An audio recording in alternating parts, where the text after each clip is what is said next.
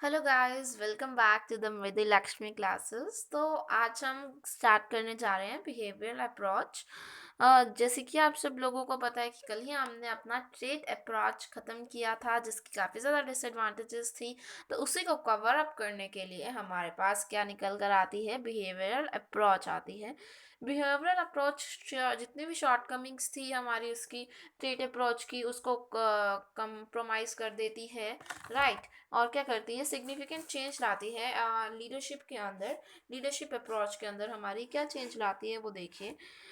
ये लोगों की अटेंशन वहाँ से लेकर आती है कि जो ट्रेड अप्रोच जैसे कि कहती थी कि आपके अंदर ये स्पेसिफाइड जो क्वालिटीज़ हैं ये होनी ही होनी चाहिए। तो लेकिन बिहेवियर अप्रोच उसके अगेंस्ट में कहती है कि ज़रूरी नहीं है आपके अंदर वो क्वालिटीज़ हो या ना हो। रादर आप एक कैसे बिहेव करते हैं वो ज़्यादा मैटर रखता है, क्योंकि आप उस सिचुएशन को हैंडल कर भी पाएंगे या नहीं कर पाएंगे, वो ज़्यादा मैटर करता है। Your behaviour is more important rather than कि आपके अंदर कौन कौन सी ट्रेड्स प्रेजेंट हैं या कौन कौन सी ट्रेड्स प्रेजेंट नहीं है। अंडरस्टैंड। देखिए, जो पर्पस था हमारा ट्रेड थ्योरी का वो था लीडर्स को सेपरेट कर देने का from non leaders, right, on the basis of the traits. लेकिन ये इसका बिहेवियरल अप्रोच का पर्पस होता है कि डिटरमाइन करना कि how various kinds of leaders perform in various situations, right. कि हम अपने परफॉर्मेंस, लोगों की, लीडर्स की परफॉर्मेंस कैसे एनहांस कर सकते हैं जिससे हमारे सबॉर्डिनेट्स की परफॉर्मेंस एनहांस हो सके, उनकी सेटिस्फेक्शन हायर हो सके, राइट। तो यहाँ पर अब देख लेते हैं क्या लिखा है इन्होंने बिहेवियरल अप्रोच के अंदर। ये कहते हैं, according to this approach leadership is an interpersonal relationship between a leader and subordinates in which the behavior of the leader toward the subordinates constitute रहता है most of the critical element में। अगर अच्छा बिहेवियर है leader का तो वो subordinate का मोरल रेज कर देगा, कॉन्फिडेंस इंक्रीज कर देगा, उसका काम करने का तरीका, काम करने की जील और अच्छी हो जाएगी, उसका बिहेवियर बहुत अच्छा हो जाएगा हमारे सबॉर्डिनेट्स का, अगर एक लीडर बहुत अच्छे से बिहेव करता है अपने सबॉर्डिनेट्स के साथ। सेकेंड पॉइंट बताती है हमें बिहेवियरल अप्रोच। ये कुछ ऐसे पॉइंट्स हैं जो बिहेवियरल अप्रोच मानकर चलती है। The behavioural approach differs from the trait approach in that the trait approach, जो मैंने कि जैसे अभी आपको बताया, एम्फोसाइज किस पर करती है ट्रेट अप्रोच, कि पोजेस्ड बाय लीडर्स है। वेयर एज ये जो थ्योरी है ये एम्फोसाइज करती है बिहेवियर पर। मतलब ट्रेट थ्योरी चाहती है कि मेरे अंदर ट्रेट्स हों, मैं लोगों को अपॉइंट करूँ on the basis of traits present on them. Rather behaviour theory क्या कहती है कि अकॉर्डिंग टू बिहेवियर अप्रोच कि जो जितने भी लीडर्स अपॉइंट होंगे वो कैसे अपॉइंट होंगे, based on their behaviour. Second point है इसी का, the purpose of trait theory was to separate leaders from non leaders, अलग अलग कर देना सेपरेट लीडर्स, लीडर्स और नॉन लीडर्स को। रादर जो हमारा बिहेवियरल थ्योरी का पर्पस है कि डिटरमाइन करना कि कैसे various kinds of specific behaviour affect कर सकता है परफॉर्मेंस हमारे सबॉर्डिनेट्स की, राइट, और सेटिस्फेक्शन हमारे सबॉर्डिनेट्स की। इसके बाद हम पढ़ते हैं बिहेवियरल थ्योरीज। जो बिहेवियरल थ्योरीज है गाइस, वो हम 4 टाइप्स की मेनली जो है स्टडी करने जा रहे हैं। Research turned attention to study the behaviour of successful leaders. ये रही कुछ सक्सेसफुल लीडर्स की गिवन हमारे को बिहेवियरल थ्योरीज। अभी हमने बिहेवियरल अप्रोच के बारे में पढ़ा, उसके अंडर उसकी थ्योरीज थी, जो कि 4 थ्योरीज हम लोगों को बताई गई हैं। They are attempted to identify the kind of behaviour that was unique to leaders. चलिए, डिस्टिंग करता है लीडर्स को नॉन लीडर से। ये देखिए 4 इंपॉर्टेंट है। The number 1 is OYO state university, OYO state studies. ये इसलिए इसका ऐसा नाम रखा गया क्योंकि ये ओयो यूनिवर्सिटी में थी, जो बनी थी, इसलिए इसका नाम क्या रख दिया गया, ओयो स्टेट स्टडीज़ रख दिया गया। जो अगली है that is university of Michigan studies. ये मिचिगन यूनिवर्सिटी के अंदर बनी थी, इसलिए इसका नाम मिचिगन स्टडीज़ रख दिया गया। और अगली जो थी मैनेजेरियल ग्रेड, इसके अंदर हम 5 टाइप्स के लीडर्स पढ़ेंगे, जो कि मैं ऑलरेडी पढ़ा चुकी हूँ आप लोगों को किसके अंदर, अपने टाइप्स ऑफ लीडर्स के अंदर, वही दोबारा है ये इसके अंदर। उसके बाद आता है हमारे पास स्कैंडिनेवियन स्टडीज़, ये भी हम आगे पढ़ेंगे, ये आपको याद रखनी पड़ेगी, एक आधी स्टडी याद रख लें तो क्या जाता है। चलिए मूव ऑन करते हैं नेक्स्ट स्लाइड पर। सबसे पहले हम लोग अपनी कंप्लीट करेंगे OYO state studies. OYO state studies के अंदर हमारा क्या आता है, इसकी 2 डायमेंशंस हैं, the initiating structure and one is consideration. Ohio State चीज़ है हमारी, ये हमारी कहाँ पर बनी थी, इसी यूनिवर्सिटी के अंदर जो थी, bureau of research eight OYO state university के अंदर ये जो थी निकाली गई थी। इसका मेन ऑब्जेक्टिव था कि आइडेंटिफाई कर सके हम लोग मेजर डायमेंशंस लीडरशिप की, और and to investigate the effect of the leader's behaviour, और हम इन्वेस्टिगेट कर सकें कि लीडर का क्या बिहेवियर रहता है एम्प्लॉयज़ के बिहेवियर पर और एम्प्लॉयज़ की सेटिस्फेक्शन पर। तो इसकी हमारे पास टू डायमेंशंस निकल कर आई। The number one is initiating structure and the number second is consideration, right. Initiating structure क्या होता है? ये refers to the leader's behaviour, कि लीडर कैसा बिहेवियर करता है in defining and organising the relationship between himself and the members of the group. Basically आप छोटा सा पॉइंट याद रखेंगे, लीडर का बिहेवियर। किसका बिहेवियर? बिहेवियरल स्टडी पढ़ रहे हैं तो बिहेवियर तो हर चीज में आएगा ही आएगा हमारा। ये हम पढ़ रहे हैं अपने लीडर का बिहेवियर, इस लाइन के ऊपर ऊपर लीडर का बिहेवियर है हमारा, right. Leader behaviour, initiating structure मतलब लीडर कैसे बिहेव करता है अपने सबॉर्डिनेट्स के साथ, दैट इज सिंपली राइट, कि कैसे अपने सबॉर्डिनेट्स को टास्क समझाता है, कैसे काम करवाता है उनसे, उसके काम करते हुए नहीं, वो लीडर का बिहेवियर है। और कंसीडरेशन, कंसीडरेशन आपने लो के सब्जेक्ट में पढ़ा होगा। कंसीडरेशन का मतलब होता है इन रिटर्न आपको क्या मिल रहा है, right. Consideration refers to the behaviour which can be characterised by, मतलब the refers to the extent to which a leader care for से सबॉर्डिनेट्स, मतलब कि लीडर इन रिटर्न जो है, लीडर आपको अगर आप लीडर अच्छा बिहेव करता है, सबॉर्डिनेट्स ऑल्सो अच्छा बिहेव करेंगे, तो इन रिटर्न सबॉर्डिनेट्स को क्या मिलेगा? क्या मिलता है उन लोगों को? लीडर की फ्रेंडलीनेस मिलती है, म्यूचुअल ट्रस्ट मिलता है, लीडर्स और सबॉर्डिनेट्स के बीच में रिस्पेक्ट बनी रहती है, सपोर्टिवनेस मिलती है लीडर की तरफ से, है ना, सबॉर्डिनेट्स को। उसके बाद ओपननेस हो जाती है थोड़ी सी, वो खुल के अपने मैटर्स उनके साथ, लीडर्स के साथ सॉल्व कर सकते हैं। कंसर्न रहता है लीडर के दिल में कहीं ना कहीं, जिससे कि वो वेलफेयर कर सके एम्प्लॉयज का। This refers to the extent to which a leader cares for his subordinates, respect करता है उनके आइडियाज को, फीलिंग्स को, एस्टेब्लिश करता है work relations with which are characterised by mutual trust and respect. चलिए, यही था हमारा सिर्फ और ओयो स्टेट स्टडीज के लिए। मैंने आपको बताया इसका नाम ओयो स्टेट स्टडीज क्यों पड़ा, क्योंकि ओयो स्टेट जो स्टडीज है ये बना bureau of research eight OYO state university के अंदर है, इसलिए इसका नाम ही यही रख दिया, राइट। जिसके अंदर हमने जिसका मेन मोटिव था कि डायमेंशंस को पता लगाना लीडरशिप की, और इन्वेस्टिगेट करना क्या इफेक्ट होता है लीडर के बिहेवियर का उसके सबॉर्डिनेट्स पर और उसकी प्रोडक्शन पर, जिसके दो डायमेंशंस थे, इनिशिएटिंग स्ट्रक्चर और कंसिडरेशन। इनिशिएटिंग स्ट्रक्चर का मतलब आप सब लोगों को पता चल गया कि लीडर का बिहेवियर कैसे रहता है उसके सबॉर्डिनेट्स की तरफ, और कंसिडरेशन का मतलब इन रिटर्न जो सबॉर्डिनेट्स ने काम करके दिया, इन रिटर्न लीडर उनको क्या देता है, राइट। लीडरशिप जो बिहेवियरल थ्योरी एक बार फिर से इन्होंने एक्सप्लेन की है, देखिए इनिशिएटिंग स्ट्रक्चर। लीडरशिप बिहेवियर जो है वो एम करता है, इनिशिएटिंग स्ट्रक्चर मतलब लीडर का बिहेवियर एम करता है डिफाइन करने में और वर्क ऑर्गेनाइज करने में, मतलब अपनी रिलेशनशिप समझाने में वर्कर्स को, जिससे कि वो उनके रोल्स उनको अच्छे से समझा पाए, क्लियर कर सके सारे के सारे पैटर्न्स की, किस तरीके से आप लोगों को काम करना है ऑर्गेनाइजेशन के अंदर, आपके कम्युनिकेशन लेवल क्या होना चाहिए, आपको किस तरीके से किसको स्केलर चेन के थ्रू काम करना है, और ways of getting things done, कैसे आप सब लोगों को काम करना है एक अच्छे एम्प्लॉयज़ की तरह, राइट। जैसे कि हमारा जो कम्युनिकेशन चैनल बैरियर्स वगैरह खत्म रहेंगे। थर्ड सॉरी आता है नेक्स्ट हमारे पास, दैट इज कंसिडरेशन। कंसिडरेशन हमने पढ़ा था, सेकेंड डायमेंशन थी हमारी OYO state university leadership studies की। क्या कहता है कंसिडरेशन हमें, जो ये लीडर का बिहेवियर होता है, aim at nurturing friendly warm working relationships as well as encouraging mutual trust and interpersonal respect within the work unit, मतलब कि दोनों के दोनों ही क्या है हमारे पास, लीडर के बिहेवियर हैं हमारे, राइट। क्या है? लीडर के बिहेवियर है, कि लीडर कैसे बिहेव करता है, ये सब आता है। लीडर के बिहेवियर है दोनों के दोनों, लीडर कैसे बिहेव करता है अपने सबॉर्डिनेट्स के साथ। उसके बाद हमारा सेकंड पॉइंट स्टार्ट हो जाता है, that is university of Michigan studies. Basically इसका नाम यूनिवर्सिटी ऑफ मिचिगन स्टडीज नहीं है, इसका नाम है only and only Michigan studies, या फिर आप इसे कुछ या मिचिगन स्टडीज के नाम से ही जानिए बस। यहाँ से यूनिवर्सिटी ऑफ काट दीजिएगा प्लीज़। ये मिचिगन स्टडीज़ कहाँ डेवलप हुई हैं? मिचिगन यूनिवर्सिटी ऑफ मिचिगन में जो है ये डेवलप हुई, इसलिए इसका नाम मिचिगन स्टडीज़ रख दिया गया। मिचिगन स्टडीज़ देखिए कब बनी थी, ये वर्ल्ड वार सेकेंड हुआ था उसके हल्के से टाइम के बाद बन गई थी।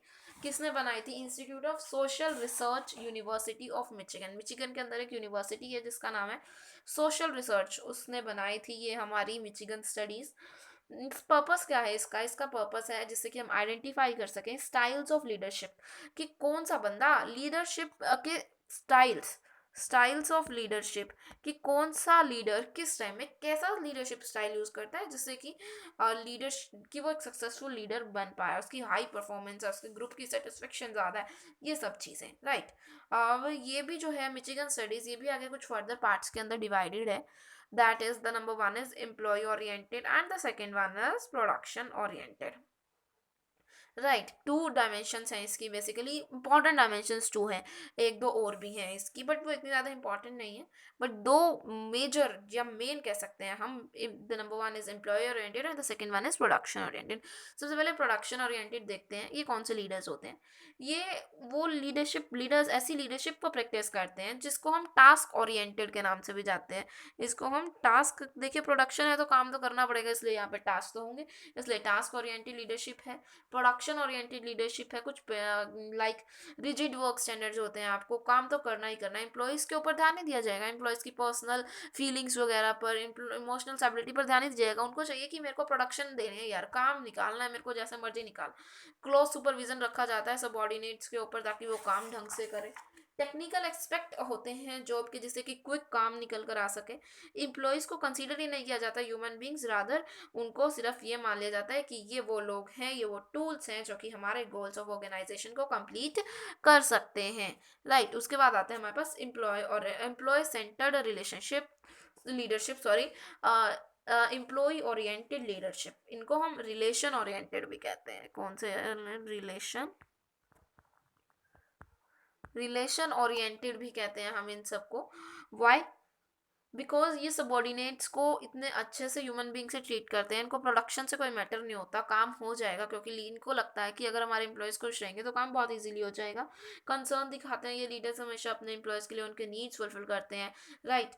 और इनकरेज करते हैं अपने एम्प्लॉयज़ को पार्टिसिपेशन को गोल सेटिंग के अंदर, हेल्प करते हैं अपने to help ensure high performance, ताकि निकल कर आ सके इनके एम्प्लॉयज़ की, क्योंकि अगर एम्प्लॉयज़ खुश रहेंगे तो उनकी परफॉर्मेंस बहुत अच्छे से हो पाएगी, राइट। आप लोगों को समझ आया यूनिवर्सिटी ऑफ मिचिगन स्टडीज अभी तक? I think so. Leadership behaviours are categorised along two dimensions, और एम्प्लॉय ओरिएंटेड मतलब कि एम्फोसाइज किया जा रहा है इंटरपर्सनल रिलेशंस पर, इसलिए इसका नाम भी क्या रख दिया, रिलेशन ओरिएंटेड लीडरशिप रख दिया गया। Take personal interest in subordinates needs, जिससे कि इनके एम्प्लॉयज ज़्यादा हैप्पी रह सकें और प्रोडक्शन बहुत अच्छे से हो सके, सारा काम हो जाता है इनके। बस मेन पॉइंट इन लीडर्स का क्या रहता है कि इनके एम्प्लॉयज खुश रहने चाहिए, जैसे मर्जी रहे, चाहे गलत काम से रहे चाहे अच्छे काम से रहे, चाहे जितनी मर्जी सैलरी क्यों ना देनी पड़े। उसके बाद आता है प्रोडक्शन ओरिएंटेड। प्रोडक्शन ओरिएंटेड के अंदर हमारा क्या होता है, concern with task and goals, concern रहते हैं टास्क एंड गोल्स, इसलिए इनका नाम रख दिया हमने, क्या नाम रख दिया, टास्क वाले बंदे रख दिए, टास्क ओरिएंटेड लीडरशिप रख दिया, क्योंकि सारा टाइम इनको टास्क पूरे करने हैं, गोल पूरे करने हैं। लिटिल पेमेंट होती है इनकी, कोई अटेंशन नहीं दी जाती एम्प्लॉयज़ की प्रॉब्लम्स और फीलिंग्स पर, बस उन्हें टूल समझा जाता है कि जो कि हमारी ऑर्गेनाइजेशन के गोल्स को फुलफिल कर सकते हैं, राइट। चलिए आगे देखते हैं, आगे आएगा हमारे पास मैनेजेरियल ग्रिड। ये मिचिगन स्टडीज़ ही बताया गया आपको, जो मैंने अभी ऊपर बताया जस्ट वही है और कुछ नहीं है। उसके बाद आता है हमारे पास मैनेजेरियल ग्रिड, जो कि बहुत ज़्यादा इंपॉर्टेंट है। अगर आपने नहीं देखा है तो प्लीज़ पुरानी वीडियो में जाकर इससे देख कर आइए, जिसका लिंक मैं डिस्क्रिप्शन में डाल देती हूँ, राइट। लिंक डिस्क्रिप्शन में मिल जाएगा आप लोगों को। बहुत इंपॉर्टेंट है ये, इसे क्विक सा एक बार इसका रिव्यू दे देती हूँ मैं। द नंबर वन, इस यस इतना इंपॉर्टेंट भी इन्होंने नहीं बताया, ये रहा हमारा मैनेजेरियल ग्रिड। इसके अंदर क्या होता है, हमारे basically 5 types of leadership styles होते हैं, या फिर आप कह लीजिए ये लीडरशिप स्टाइल्स की बात की गई तो इसके अंदर आएगी, क्योंकि हमारी जो मिचिगन स्टडीज़ हैं वही हमें ये कह रहे हैं कि हम लोगों को लीडर्स के स्टाइल स्टडी करते हैं कि वो कौन से टाइम पे कौन सा स्टाइल यूज़ करते हैं। तो जो मैनेजेरियल ग्रिड है इसके अंदर हमारे पास 5 टाइप्स के लीडर्स जो होते हैं वो आते हैं। The number one is improvised management, एक स्टाइल है लीडरशिप का। इसके अंदर कैसे लीडर्स आते हैं ना भैया, इन लोगों को कंसर्न फॉर पीपल से मतलब ना, इनको ना मतलब कि एम्प्लॉयज़ हमारे खुश हैं नहीं है, कर रहे हैं काम नहीं कर रहे, ना इनको प्रोडक्शन से मतलब, प्रोडक्शन अच्छी है प्रोडक्शन अच्छी नहीं है, कोई मतलब वास्ता ही नहीं है इनको। देखिए तभी ये कहाँ रखे गए हैं, इस पॉइंट पर रखे गए हैं, ज़ीरो वाले पॉइंट पर। मतलब अगर मैं यहाँ से इनका ग्राफ क्रिएट करूँ तो ये यहाँ पर ग्राफ प्लॉट होता है हमारा, मतलब काफ़ी ज़्यादा नीचे है, कोई मतलब ही नहीं है इनको, ना प्रोडक्ट, ना इनका कंसर्न फॉर पीपल हाई है, ना इनका कंसर्न फॉर प्रोडक्शन हाई है, कुछ नहीं है, नॉर्मल लोग हैं भैया ये। इसी तरह अगर मैं बात करूं अथॉरिटी फॉर ओबीडियंस वाले लोगों की, मतलब कि इनको मतलब नहीं है, इन लीडर्स को एफिशिएंसी है इनके ऑपरेशंस में बहुत ज़्यादा, कंसर्न फॉर प्रोडक्शन बहुत ज़्यादा, देखिए काफ़ी ज़्यादा हाई है इनका कंसर्न फॉर प्रोडक्शन, क्योंकि इनका ग्राफ जो है वो यहीं से जाकर यहाँ सेट हो रहा है, तो इनका कंसर्न फॉर प्रोडक्शन तो पॉइंट पर काफ़ी हाई है, लेकिन इनका कंसर्न फॉर पीपल कुछ नहीं है। कंसर्न फॉर पीपल तो वहीं अभी तक ये ढाई पे ही खड़ा है, कंसर्न फॉर पीपल इनका बिल्कुल नहीं है। चाहे जो लोग मर्जी इतनी मर्जी करें, कोई दिक्कत ही नहीं है, लेकिन इनका ये काफ़ी ज़्यादा प्रोडक्शन पर ये लोग ध्यान अच्छे से देते हैं, रादर कंसर्न फॉर पीपल नहीं ध्यान देते हैं, राइट। चलिए ऊपर की तरफ चलते हैं हम अब थोड़ा सा। ये क्या हो गया यार, wait a second, you can skip this portion of the video, right। या हम यहाँ पर ही थे, ये रहा, हम ये पॉइंट पर हैं अपने। ऑर्गेनाइजेशन मैन मैनेजमेंट, इसको क्या कहा जाता है, मिडल मैनेजमेंट के नाम से भी हम लोग इसको जानते हैं। ये क्या करती है, देखिए दोनों इक्वल इक्वल है, कंसर्न फॉर पीपल भी उतना ही है और कंसर्न फॉर प्रोडक्शन भी उतना ही है। देखिए अगर मैं इसका ग्राफ प्लॉट करूँ तो यहाँ से जा रहा है मेरा 5-5 पे दोनों, थोड़ा सही से यार, 5-5 पे है ना। जितना कंसर्न फॉर पीपल रखेंगे उतना ही कंसर्न फॉर क्या रखेंगे, प्रोडक्शन रखेंगे, राइट। मिडल मैनेजमेंट है, ये मिडल लोग हैं। उसके बाद आता है हमारे पास कंट्री क्लब मैनेजमेंट, भाई बहुत अच्छे से ध्यान रखते हैं अपने एम्प्लॉयज का, प्रोडक्शन का कोई मामला ही नहीं है इनका, just like employee centred relationship की तरह है ये। और ये जो हमारी टीम मैनेजमेंट आखिरकार यूज की जाती है, जो मैनेजमेंट की टीम यूज होती है हमारी ऑर्गेनाइजेशन में, परफेक्ट होती है हर तरीके से, कंसर्न फॉर पीपल भी हाई रखती है और प्रोडक्शन में भी खूब आगे है, राइट। हाईएस्ट पॉइंट पर है हमारे, है ना। ये हमारी होती है टीम मैनेजमेंट। चलिए मूव ऑन करते हैं। आप होप सो मैनेजरियल ग्रिड आपको रिवाइज हो गया होगा, जो पुराना था इतना माइंड में होगा हर किसी के। उसके बाद आते हैं हमारे पास Scandinavian studies, these are some new studies, नाम भी बड़ा अजीबोगरीब है यार। देख लेते हैं क्या है इसके अंदर। कहता है ये जो थ्योरीज हैं बेस्ड होती हैं, सबसे पहले आपको बता दूं ये थ्योरीज आपकी बुक के अंदर अवेलेबल नहीं है, these are only in the PPT because it is written in your syllabus, so I just add on a little bit of it. Based on the research, a new dimensions called development oriented behavior was introduced. Development oriented जो leaders होते हैं experiment करते रहते हैं, new ideas के साथ अपनी organisation में ले आते हैं, प्रैक्टिस करते हैं और चेंज एम्ब्रेस करते हैं चेंजेस को, ताकि उनके ऑर्गेनाइजेशन के अंदर चेंज आते रहें। और उसके बाद आया हमारा third point, that is subordinates होते हैं कंसीडर करते हैं डेवलपमेंट ओरिएंटेड लीडर्स को, क्यों, ताकि जो सबॉर्डिनेट्स हैं वो मोर कॉम्पिटेंट हो सके, ताकि वो इस ऑर्गेनाइजेशन में काम करके एक अच्छी यहाँ से सीख जाएंगे, ट्रेनिंग्स मिल रही हैं उनको, यहाँ पर फ्री में ट्रेनिंग्स मिल रही है, थोड़ा साथ में थोड़ी सैलरी मिल रही है, जब उनकी अच्छे से सीख जाएंगे तो वो ऑर्गेनाइजेशन चेंज कर लेंगे, क्योंकि उनके सीवी की वैल्यू बढ़ जाएगी, क्योंकि उनके पास ट्रेनिंग्स हैं, राइट। तो उन्हें हायर कंपनीज जो हैं, कंपनीज जो प्रॉफिट्स बुक करती हैं हर साल इतने करोड़ में, वहाँ पर जा सकते हैं वो लोग, higher level of job satisfaction हो सकती है उन लोगों की। That is just based in Scandinavian studies, जो कि चाहते हैं, जो डायनामिक लोग होते हैं, जो कि चेंजेस चाहते हैं अपनी ऑर्गेनाइजेशन के अंदर, अपनी वर्क के अंदर, जॉब के अंदर, that is I think all sit with the this studies. इसके बाद एक रह गई है हमारी जो कि लीडरशिप ही बिहेवियरल थ्योरी है, और ये हमारी आईओवा 11 की स्टडीज के नाम से भी जानी जाती है। ये जो स्टडीज हैं हमारे पास बहुत पुरानी है, हर किसी को पता है, I am not going to explain that. Autocratic style आप लोगों को पता है, डेमोक्रेटिक स्टाइल आप लोगों को पता है, लेजर स्फेयर सिस्टम आप लोगों को पता है, यही तो पढ़ते आ रहे हैं यार हम पिछले 2-3 सालों से। एक बात याद रखिएगा, ये कौन सी थ्योरीज होती हैं, अगर आपके पास क्वेश्चन आए तो आपको कब ये थ्योरीज लिखनी है, क्वेश्चन जान लो इनका। ये क्वेश्चन आ जाता है आईओवा स्टडीज के बारे में, लिखो साहब, कौन सी स्टडीज, आईओवा, ये आईओवा स्टडीज के नाम से भी इनको लोग जानते हैं, ये आईओवा स्टडीज के नाम से भी जानी जाती है। आईओवा स्टडीज प्रपोज किसने की थी, कर्ट लेविन ने की थी। तो ये थ्योरीज हैं प्रोवाइडेड बाय कर्ट लेविन। तो अगर ये आ जाते कि कर्ट लेविन की थ्योरीज आपको लिखनी है तो आपको लिख देंगे बहुत अच्छे से, democratic style, laissez faire and autocratic. I hope so आप सब लोगों को यहाँ तक जो है सिस्टम सब क्लियर हो चुका होगा। एक हमारा छोटा सा पॉइंट रह गया क्रिटिसिज्म का, कि क्रिटिसिज्म क्यों होता है हमारे इस बिहेवियरल अप्रोच के अंदर। बिहेवियर देखिए, ट्रेट अप्रोच का तो हमें समझ आ रहा था सीधा सीधा, कितनी सारी डिसएडवांटेजेस थी उसकी, अब तो इस बिहेवियरल अप्रोच ने ख़त्म कर दी है।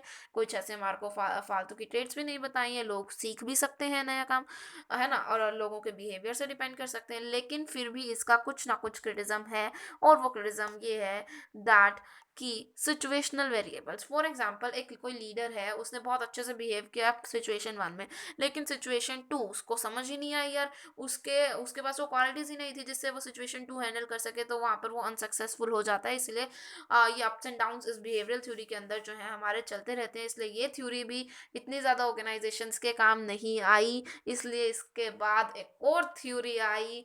राइट, ऐसे भी बड़ी सारी थ्योरीज करने वाले हैं यार हम, तुम चिंता मत करो।